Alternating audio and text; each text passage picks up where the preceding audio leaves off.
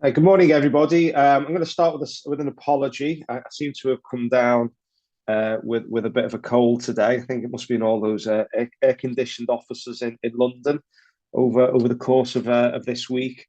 So apologies if I'm a bit croaky. I'd like to start, Hannah, on page 3.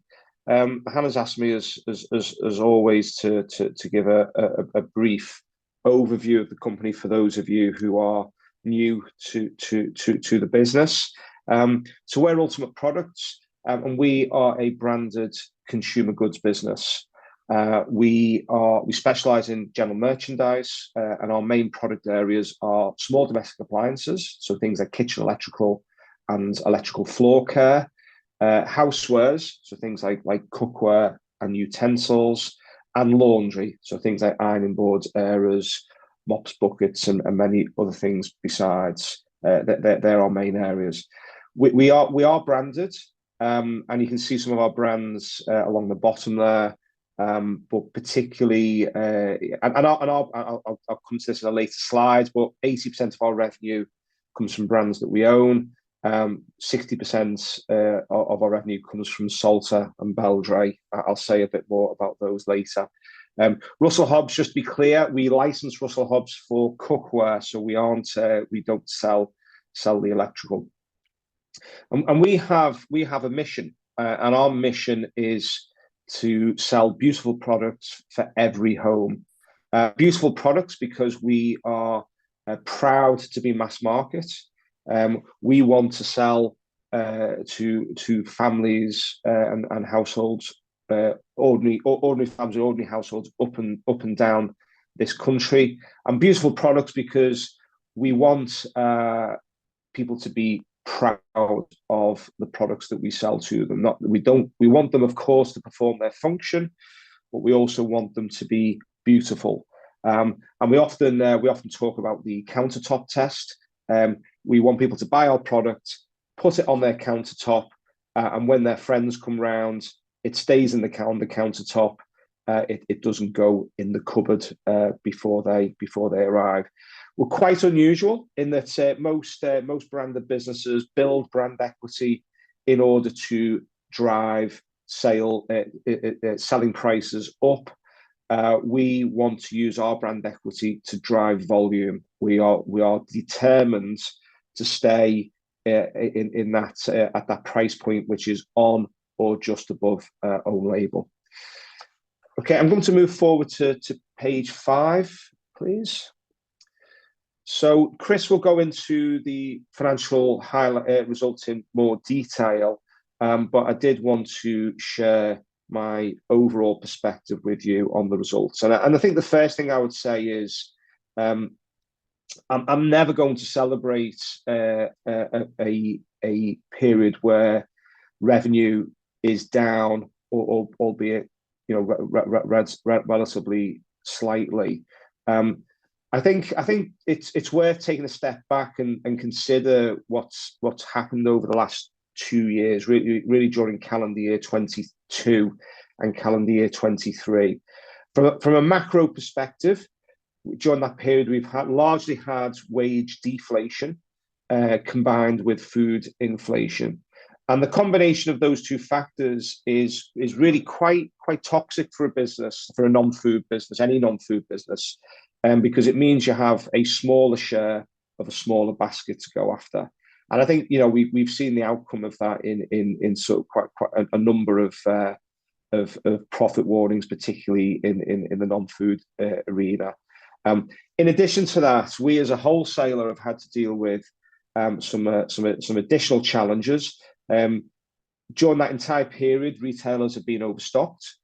So they inherited an overstock position at the beginning of calendar year 22 as a result of kind of the volatility of demand during COVID and the difficulty they had in planning their buys. And retailers have spent the best part of 2 years really sort of unwinding that overstock position. And for us as a wholesaler, that's problematic because in the meantime they do reduce intake.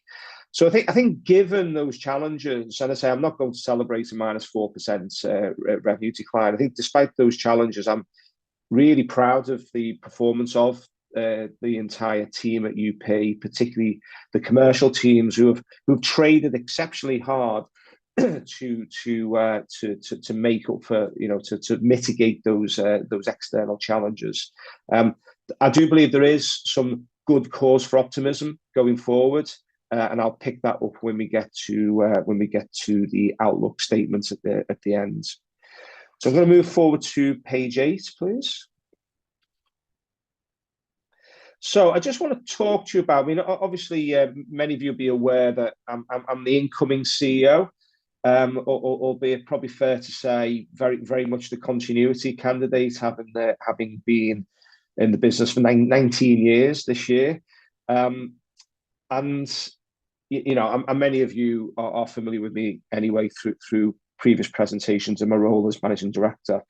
And I just want to explain why Simon and I have made this switch, myself to CEO and Simon to CCO, because it is part of a plan for the next few years. It's wrapped up in the things that we want to achieve for the business. But what I want to do first is to look backwards, and I want to go back to December 13. In December 13, we had a business that was a sourcing business. And by that, I mean we would go to a retailer with a blank piece of paper, say, what do you want? And then we'd go off and get it for them. And the problem with that model is it was breaking down. We were about 50 million of revenue. That was a bit up, a bit down every year. Despite our best efforts, we couldn't grow. And we were making about a 3% EBITDA margin. And then we decided we took all our senior managers off site, and we said to them, we're going to prioritize our brands. Back then, we sold based on product and price, and the message we gave them was we wanted to sell on brand, product, and price. And despite the challenges of the last 5 financial years, where we've had to be, really since January 2020, we've had to deal with a lot of external stresses. Over the last 10 years, over the longer term, the business has become transformed. We've tripled revenue, we've increased EBITDA by a factor of 12 or 13. And as you can see from the colouring on the pie chart, that's been driven by the brands. Back in FY13, 10 million of our revenue came from our brands, only 20% of our overall revenue. FY23, over 130 million, 80% of our revenue from the brands that we own, and within that, 60% of our overall revenue from Salter and Beldray. And so the way we see the next few years going, well, for the foreseeable really is more of the same, doubling down on the execution of that strategy, driving our brands, particularly those 2 brands I mentioned, Salter and Beldray, both in the UK, where we think there's still plenty of growth, but also particularly in Europe, which is effectively sort of new territory for us. I mean, just with regard to those brands, Beldray is 150 years old. It's our laundry and floor care brand. It's one of the UK's oldest housewares brands. And then we have Salter, which is our scales and kitchen brands. It's the UK's oldest housewares brands, older in fact than the United States of America. So a great brands, a great story to tell, both in terms of our UK expansion and our European growth plans. If we go on to the next slide, so how are we going to do this? Well, I've mentioned that we want to sell on brands. We moved 10 years ago from selling on product and price to brand, product and price, and it's been transformational. But we have realised over the last 18 months, since we recruited our brand director, that on the branding side, while we've done a good job, we haven't done a great job, and we are in the process of changing that. So we've done fantastically well. we could do better again by refining the execution of our branding. And we've just in the process of rebranding Salter. We're in the final stages. That'll be complete over the course of this summer. And we've just started the rebrand of Beldray. And I saw the new brand look last week, and it is pretty fabulous, I have to say. So very, very excited about that. In due course, we'll move our attention to Petra, Progress, and Clean Easy, etc. So we're going to take what we already do and become better at it, and that will aid in that expansion both in UK and Europe. The second thing we're going to do is take all those things which we are, I think it's fair to say, hopefully this doesn't sound too boastful, that we're already generally viewed as being in class, around execution, things like supply chain, things like product development, sourcing, account management, quality. And we're going to take where we are, I believe, already great, and we're going to become super great. We're going to go from great to unbeatable. And we're going to do that by using many of the tools that we've talked about in previous calls, around things like automation, robotics, AI, and continue a process that we've has been underway for some time to really put clear water between ourselves and our competition. And then I think we've got a business where, in my opinion, we are already the lowest cost, highest service GM supplier to retail. We're going to take that up a few notches, and we're going to sort of envelope that in a branded offer that really is in a branding that really is best in class. The final thing we're going to do, and by the way, these points arise out of our 5 guiding principles, which you'll see in our annual report: execution, branding, and focus. We're just going to do, and I don't want to overstate this, we're going to just do some refinements of what we're doing under which brands to give to enhance the clarity of our brands, but also bring some operational simplification as well. If we can move over on to the next slide, please. Just a quick few words on this one there, because I don't think this is, I think sometimes we have failed to get this across. So that this is, this is what the reason for this slide. Just how complex our business is, and it's complex because retailers make things complex for their suppliers in order to make things simple for them. It's exactly what I would do if I was in their shoes. So we have 300 retailers, 3,000 SKUs a year, very complex. To give you a sense of context, there we've got each purchase order that we issue has on average 80 steps. At the moment, we have 2,300 purchase orders in issue. We're managing about 200,000 steps at any given point in time. So it provides operational challenge, but it also provides barriers to entry and resilience. And we always have to balance that with that ability. And we square the circle by using our automation, our process management, and that's allowed us to scale the business over recent years in a way that others do struggle with, because we are better at managing that complexity. But it does need to be balanced, hence the scales, and hence my commentary on the previous slide about making things simpler, because if there is too much complexity, then despite the best efforts, it can have an impact on scalability. So this is something that I think we manage very well, and I felt it was an important message to communicate, because I feel in the past we've not been able to do that. We've not been as effective as we could have been in doing that. So the next slide, many of you who are familiar with the story will know we're always banging on about productivity. And it sounds at first sight like an OpEx play, and I understand that. And of course it is to some extent. And we have seen we are moving now into flywheel territory with these developments. And since the end of calendar year 23, we have seen a decent drop in headcounts as the accumulation of these marginal gains feeds through into a lower resource requirements. Um, um, but really, it's more than that.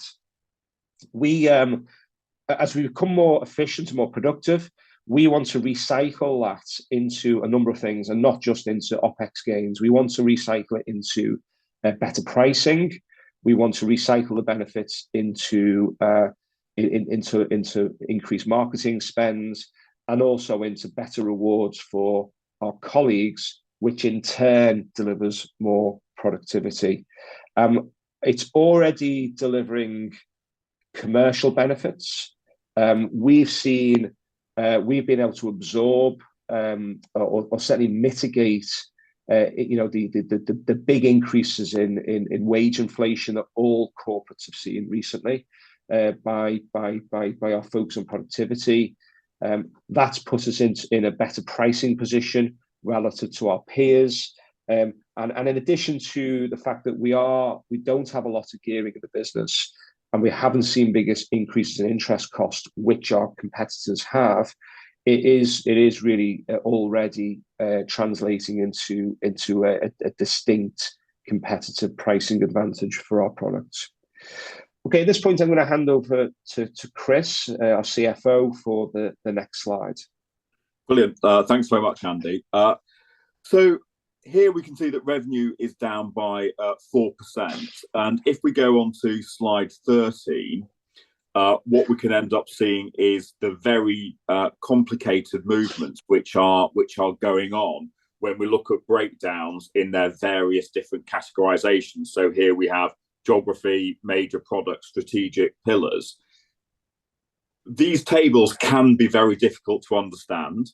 So then what I've done on slide 14 is to try and simplify those tables into a bridge chart to show the major movements that we have. So the first headwind is probably not the right word in relation to air fryers, because this is really down to prior year comps.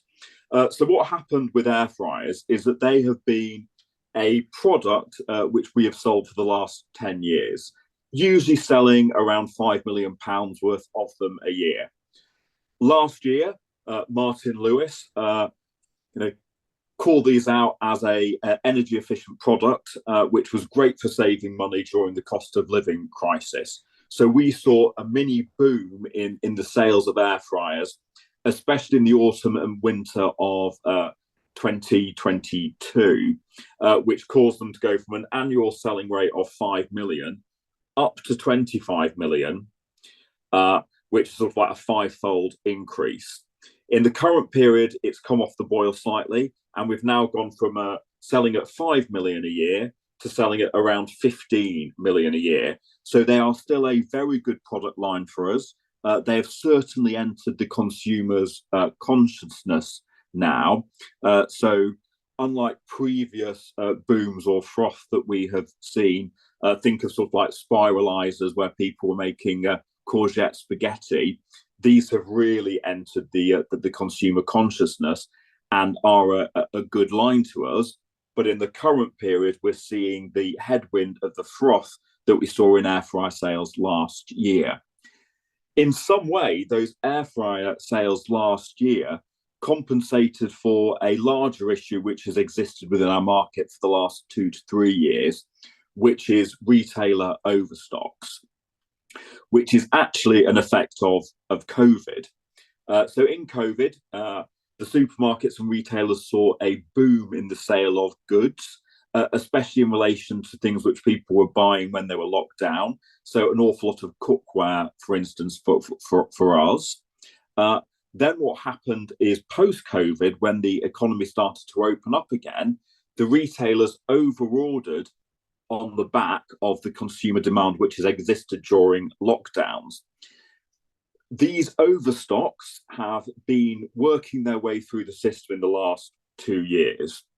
It's true to say that discounters who got themselves into bigger problems were much better at sort of like dealing with overstocks and have dealt with them, which is why in the current period, discounters have returned to growth and actually grew by 17% in the period. However, supermarkets were slightly less good in terms of dealing with those, and some of our customers on the continent have been behind dealing with with those overstock issues. So that's causing that sort of like 7.1 negative variance to German supermarkets. The final little bit is revenue deferral. So some of you will be aware of what has been occurring in the Red Sea. Now, in previous years, you may have called this a crisis, but we had a proper shipping crisis back in 2021. So the current Red Sea issues have been more of a nuisance in terms of supply chains. So what ends up happening is ships which were en route to go through the Red Sea ends up diverting around Africa, which has meant that shipping times have increased from about 25 days up to around 40 days. And that meant that there was some deferral at the end of the period where goods which were meant to have been delivered in January ended up being delivered in February. So against these three headwinds, what we've seen is all other sales up by 9.8 million, which is certainly due to our commercial teams paddling incredibly hard to make up those headwinds. So then looking down at the bottom end of the income statement over on slide 15. So adjusted EBITDA flat at 0%, despite revenue being down 4%. So a lot of that is due to our productivity increases. So obviously adjusted EBITDA margin up from 12.8% to 13.4% as we strive incredibly hard to continue to be profitable with what we're doing in terms of our productivity gains. So probably the other interesting lines down below EBITDA are our finance expense, which is down due to the fact that net debt is down significantly during the period, causing a reduced cost, which means that our adjusted PBT was actually up 2% in the period. However, the tax man is now taking more in corporation tax. So due to the increase in the corporate tax rate from 19% to 25%, our adjusted profit after tax slipped slightly by 3%, which also meant that our EPS dropped by 3% as well. However, we have decided, due to our sort of like strong cash generation, to increase the dividend per share by 1%. Overall, we try to roughly pay out 50% of our profit after tax in relation to dividends. So moving on to slide 16, we can look at that sort of like decrease in net debt, which I spoke about earlier. So we started the period with 50 million of net debt, finished at a low of 8 million of net debt. In the period, we've seen a very strong operating cash conversion, so 128%. That's rare for our business. So as a business, we do have a working capital requirement, and we do see swings in that working capital requirement. Those swings can be somewhere between 20 and 25 million in any given year. However, over a sort of like a period of 3 years, we do see our profits always turning into cash. And that can be shown quite clearly on slide 17, where we can see over periods of time, our leverage coming down quite strongly as we expect to see our profits converting into cash. So what happened here, you can see that in H2 21, net debt increased quite significantly. That wasn't due to working capital. That was due to our acquisition of Salter. When we acquired Salter, we took out 20 million of debt to fund that, as well as doing an equity raise. That debt that we took out has now been paid off, which did mean that the board then had an issue, well, not so much an issue as an opportunity to re-look at our capital allocation policy, to decide how much debt we do want in the business in the longer term. As I've said, we do have a working capital requirement. Although the cost of debt has gone up, debt is still cheaper than equity. So we believe that it's appropriate as a PLC with a strong balance sheet to be funding our working capital with debt. And that's what we will look to do going forward. I mean, our working capital balance, as I say, can swing between 10 million and 30 million in any given year.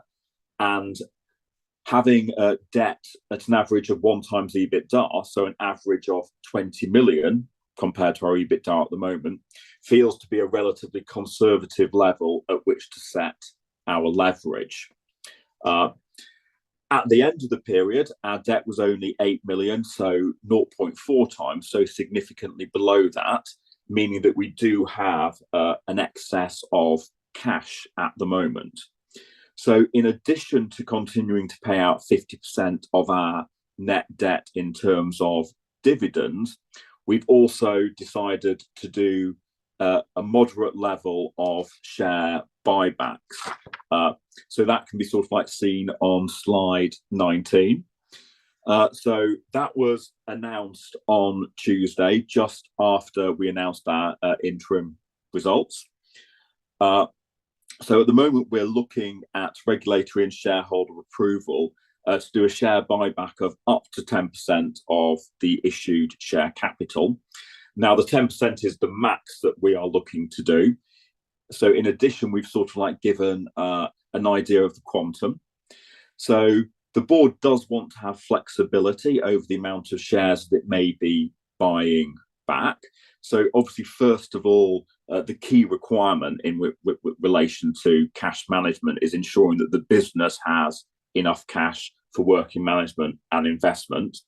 But with the excess cash, we are looking at the moment to do about £1 million worth of share buybacks per quarter, which we believe is a relatively modest level.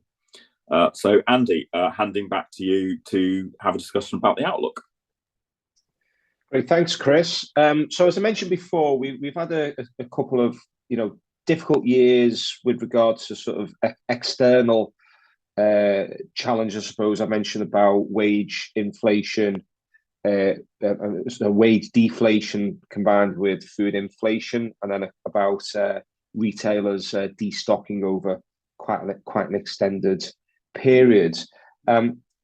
I think we've got work to do to get FY24 across the line. As Chris mentioned before, the commercial teams have paddled very fast to deliver the numbers to date. I think there's more work to do to deliver the current year numbers, but we are currently on track. So that's good news. Looking further ahead to FY25, I think there is some decent cause for optimism. We are now since October we've had real wage inflation, which is good, and we're seeing food inflation dropping. So that sort of external macro pressure is easing. We're also satisfied that retailer stocks have now normalised as of January, I would say. So that headwinds, which has been a kind of 2-year headwinds, has abated, and it may well be, and this is a personal view. It may well be that they move to an understock position come the summer, given the delays on replenishments that the Red Sea crisis has created.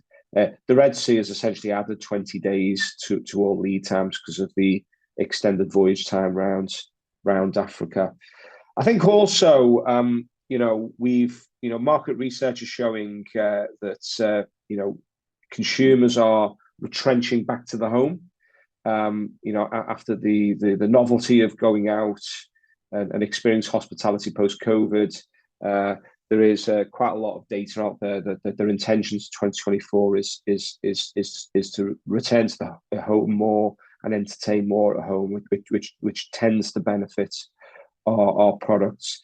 I think maybe one or two tones of caution.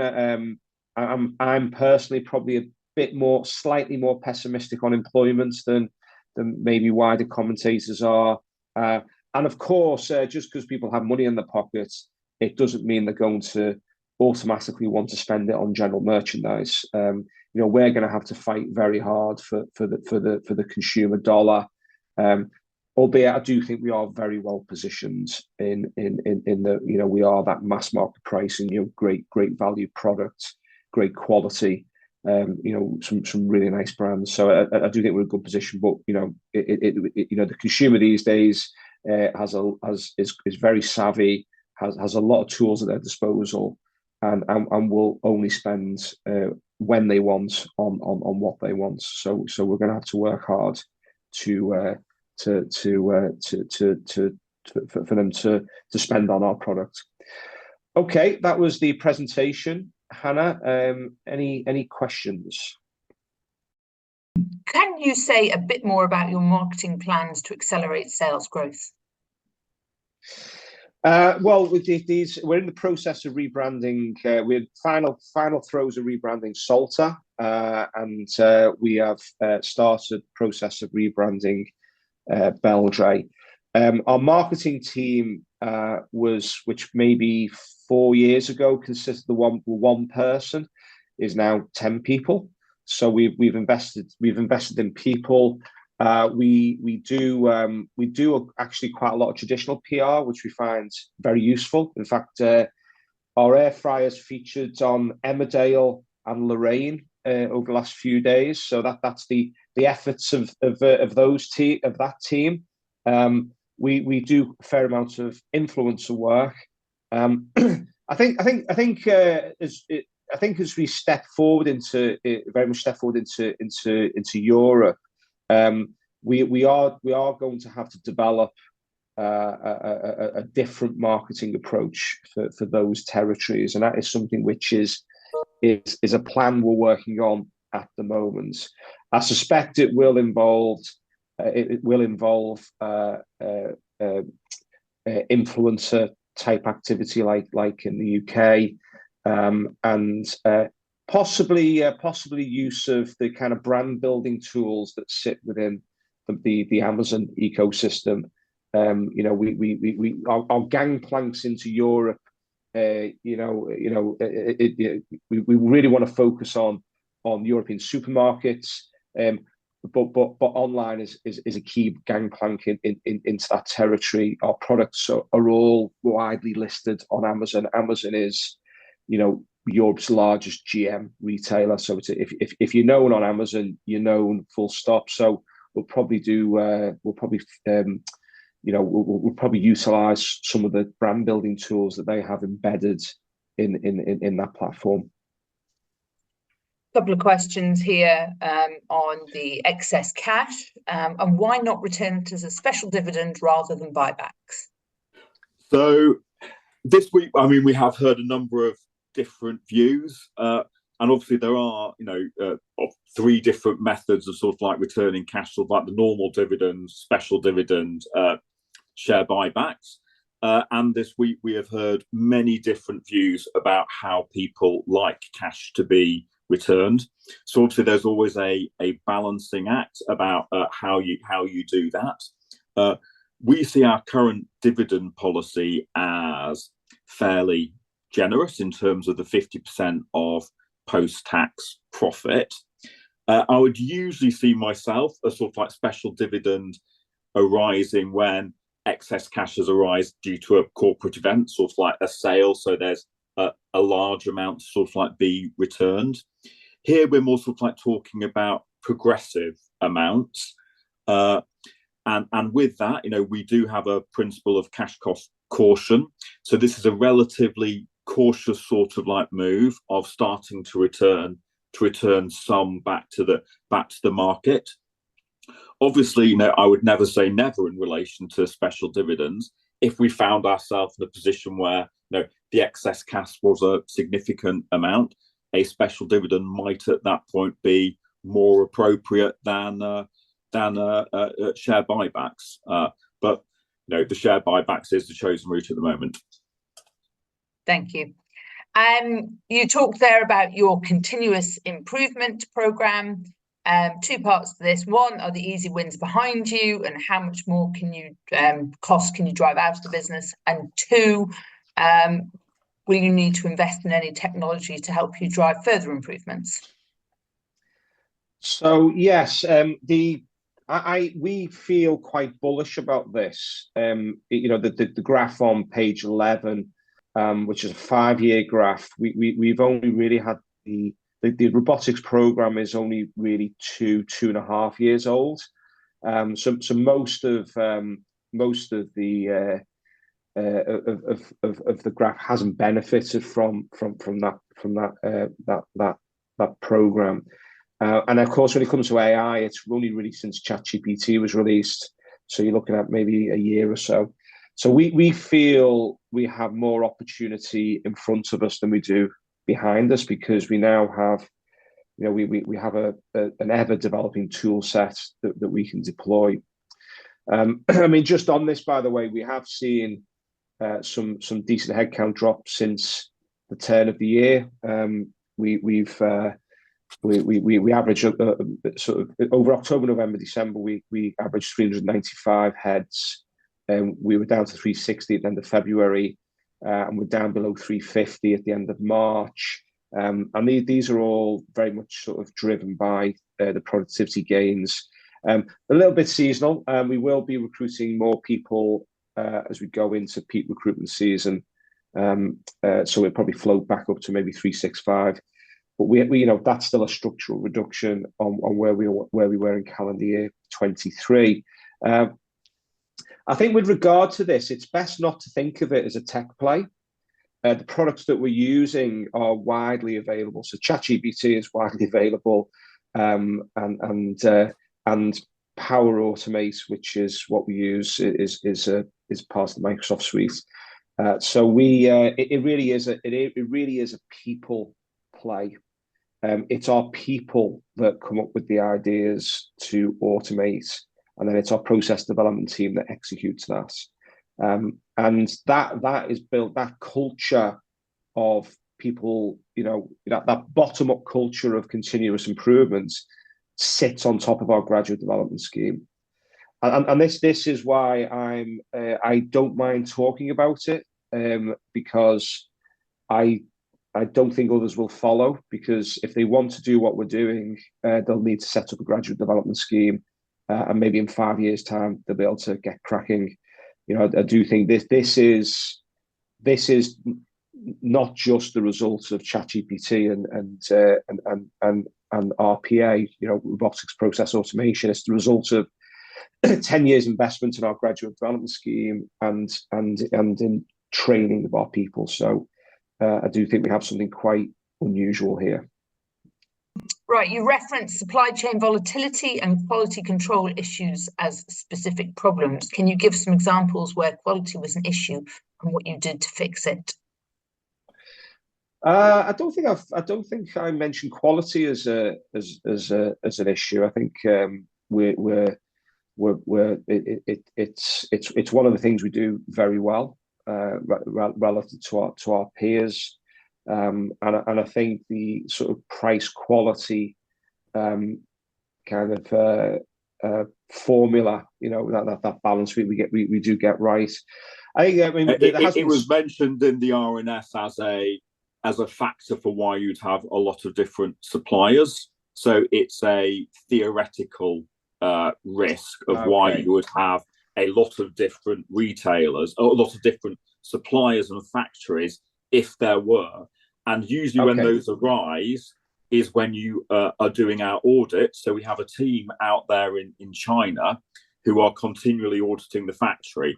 And therefore, if you find a quality control issue in those audits, then we have a lot of other suppliers who you would turn to in order to combat those.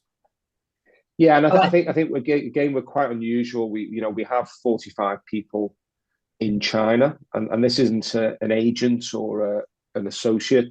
These are our employees, and that includes an inspection team of 15.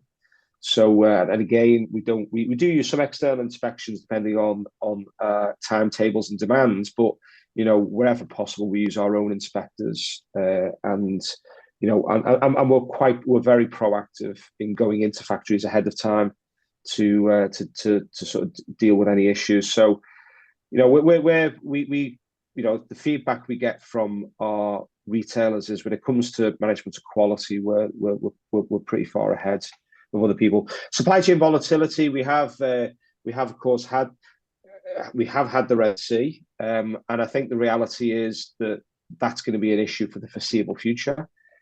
Ships are going to be rerouted. We've taken the view that ships being rerouted around Africa is now the way things are, and that has lengthened lead times, and but the lead times are longer but regular. Longer but reliable.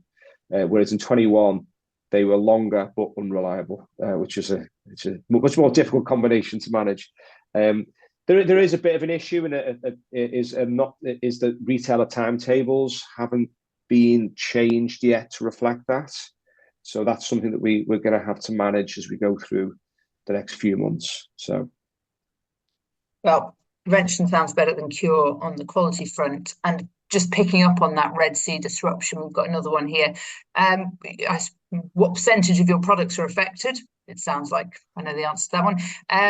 You mentioned this disruption is adversely affecting lead times, but is it making any difference to freight cost?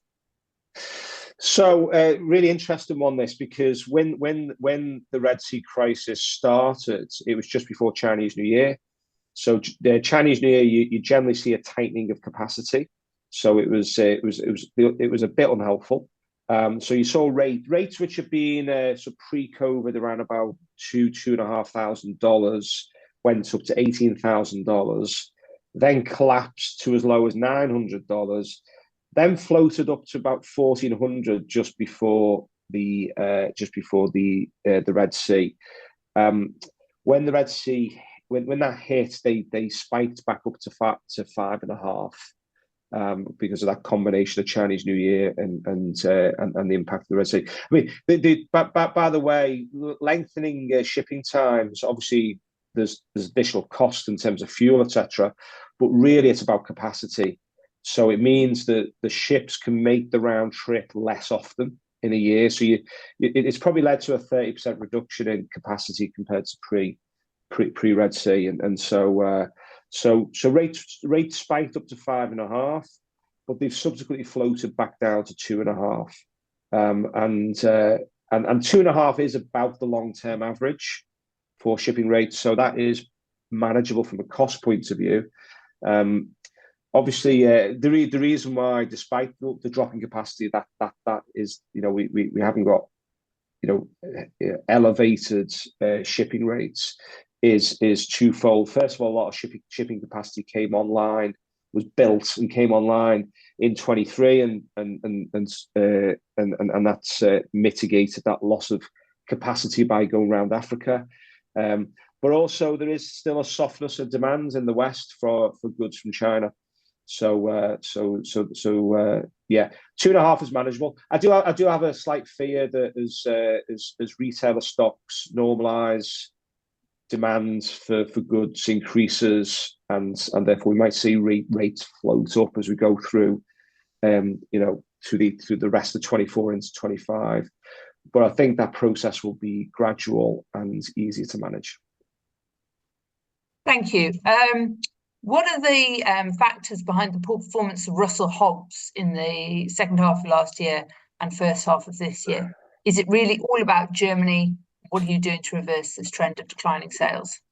So it does end up being a lot about Germany, but it is a fantastic door opener for us. It's a well-known brand, and it's especially a great door opener in Europe, where perhaps Salter and Beldray are at the moment a little less well known, and therefore the German supermarkets have bought a lot of Russell Hobbs. And what also we should remember with Russell Hobbs, we only sell cookware for it. And cookware is where we have seen a large amount of overstocks from COVID. Now, that has been a particular area of overstocks. So yes, it is primarily due to the German supermarkets, who were down 7.1 million in terms of their sales compared to the 4 million decrease in Russell Hobbs sales. So in some ways there'll be a natural reversal of that, because those overstocks are reaching an end now. But in terms of our European expansion and how we hope to grow that brand, I mean, that will be one of the key brands which will be sold from our Paris showroom, which we opened last year, which has had a very successful start. So we're very happy with how the future is looking for that in terms of European sales. I have a question here on the progress of the new Petra brand. So is there anything else you'd like to add on that basis, Chris?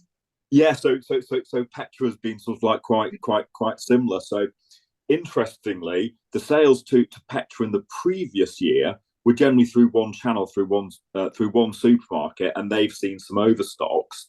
So what we've done with Petra in the current period is we've started to sell it through different channels. So we've been selling it through online as well, and we've been selling it through to other retailers in Germany. So actually that has been about building that brand upwards by starting to sell it through other channels and with other customers.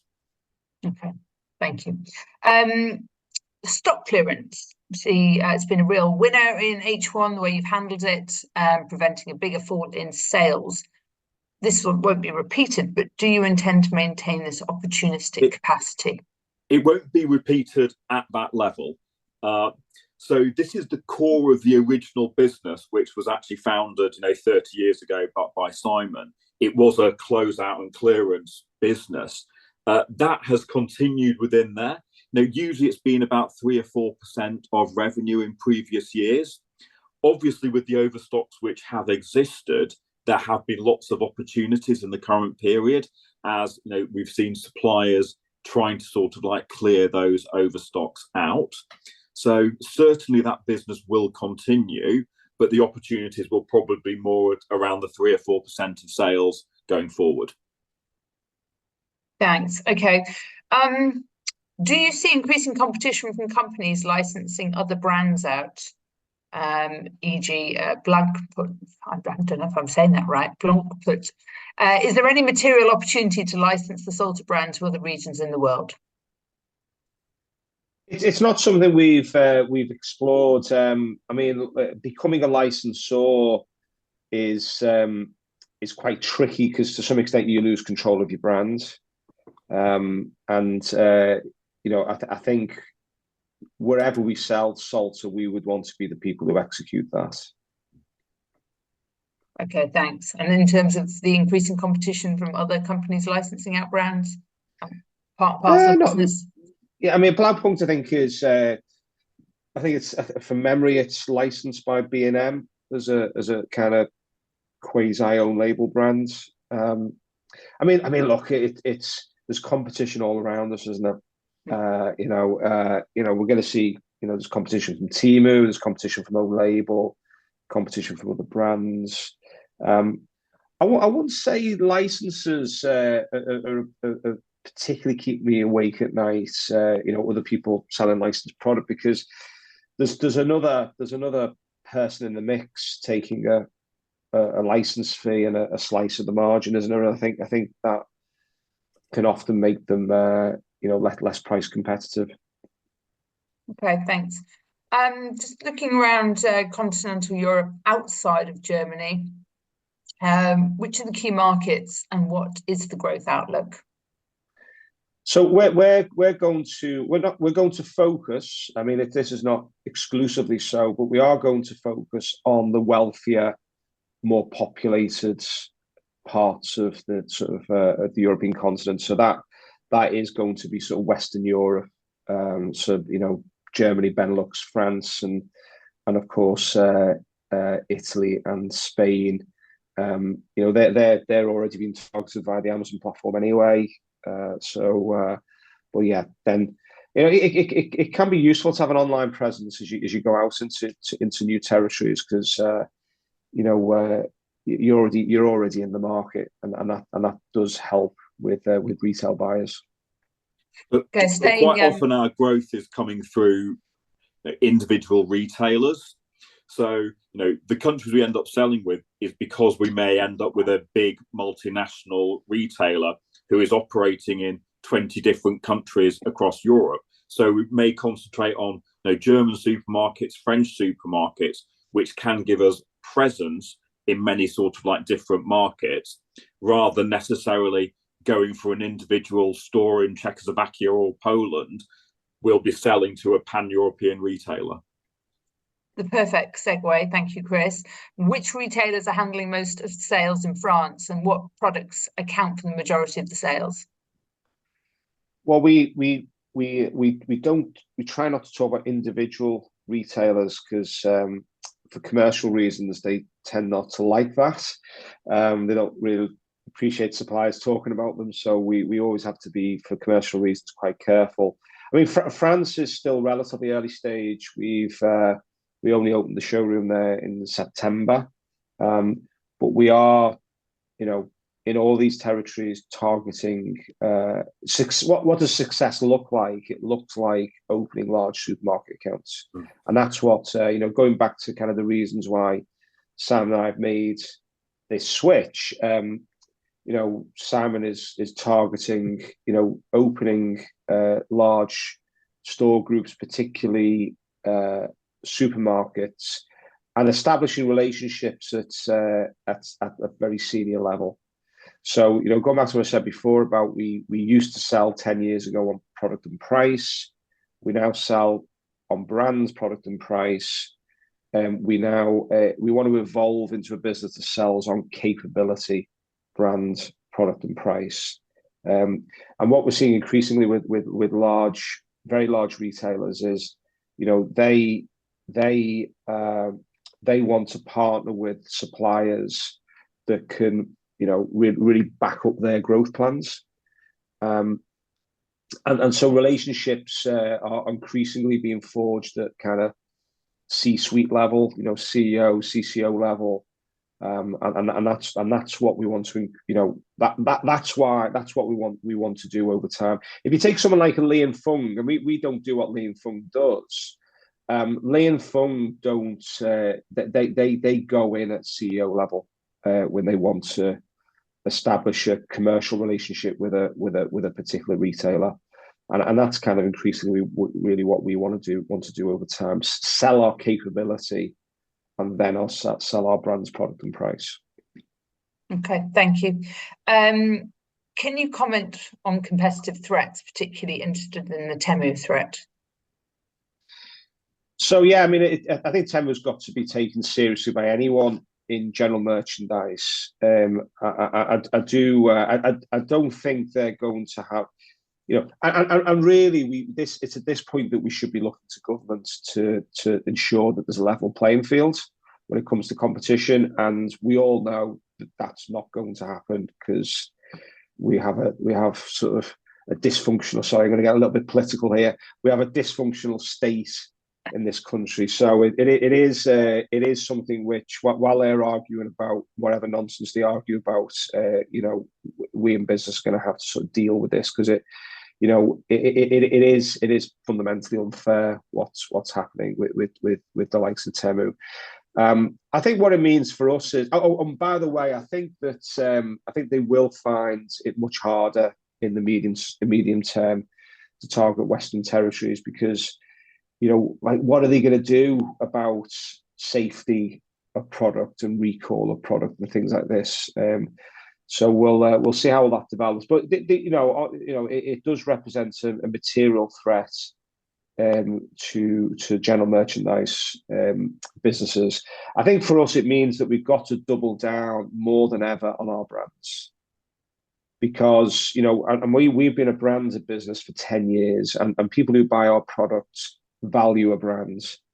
And if they value a brand, I think they're much less likely to buy products. They're much less likely already to buy, this kind of unbranded, kind of, ultra low cost, cheap and cheerful products that Temu does offer. Okay. What gives you confidence that H2 will be only marginally below H1 this year, given that last year it was significantly below? I wouldn't say that last year was significantly below. I mean, it does change from period to period. I mean, in some periods it's been as high as 60% in sort of like H1. I think, it was 54-46 last year, and this year it may be 52-48. So we're talking relatively at the margins. The business has become less seasonal, mainly because of the growth in online. And it's also partially affected by whether people are buying landed or FOB. So FOB people are buying quite far in advance, but what we're seeing at the moment is people buying a lot more from stock. And especially since Christmas, what we're seeing is, retailers who haven't been ordering because they've been stocking are finding that they are having gaps in their shelves, and they're coming to us now and buying from stock, whereas 2 to 3 years ago they would have never have done that. So we are seeing a slightly less seasonal business than we have done in the past. Okay, thank you. A couple of questions here. One more, use for cash. Going out and making little strategic bits of M&A, given the tricky macro outlook. Are you seeing opportunities out there? I mean, yes. When we have generally bought things, it has been for relatively minor amounts. So when you've been kind of like grabbing things from distressed purchasers, we bought things for €100,000, £100,000. So obviously, we continue to have headroom in relation to our cash and our facilities to be doing things like that. So those opportunistic things could kind of like come about. And also in a sort of like our use of cash, if there were large strategic acquisitions, we as a PLC have plenty of headroom. So our 1x EBITDA general sort of like policy that we are working to, you have plenty of sort of like balance sheet headroom above that. So when we did the acquisition of Salter, we did go to 2x. So you still do have capacity there for doing M&A. But it should be said, doing M&A is not part of our strategy. We feel that we have the brands to be able to grow in Europe without needing to do those acquisitions. But as you say, if there's a sort of like distressed purchase, we've certainly got the ability to do that. Great. Well, I'm conscious of time, and I know you've both got another meeting to get on to. Perhaps with a sort of slight closing question, some frustration that your share price is not budging at the moment, which you are not alone in the market. But any closing thoughts On the share price? On the share price, you can segue into an outlook. I always try and dodge those because it's for the market to set our price. I guess it's difficult to talk about our share price without talking about kind of what's going on in the market more widely and where you think where you think that's going to happen. I mean, and we do have a range of views, don't we? Everyone who's forecasting the death of the London Stock Exchange through to we just come off a call with a fund manager who thinks that redemption, the end. I mean, a lot of it's been caused by forced selling, which in turn has been caused by redemptions, and at some point surely you get to the bottom of the barrel. Because if redemptions continue forever, then you literally don't have any funds and no fund managers and possibly no stock exchange. So I think it's gone on for what, 3 years redemptions. So I guess at the point that the redemptions stop and we stop having forced sellers, then I think we might have a more sensibly valued stock market might mean. But it's certainly not an area I'm an expert in. We prefer to focus on the business and let others look after that. Good response. Thank you, Andy. Thank you, Chris. Have a good weekend. Thank you to everyone who joined us. And please don't forget to fill out our feedback forms. And we'll look forward to hearing in 6 months' time. Great. Thanks, everyone. Thanks for your time. Thank you.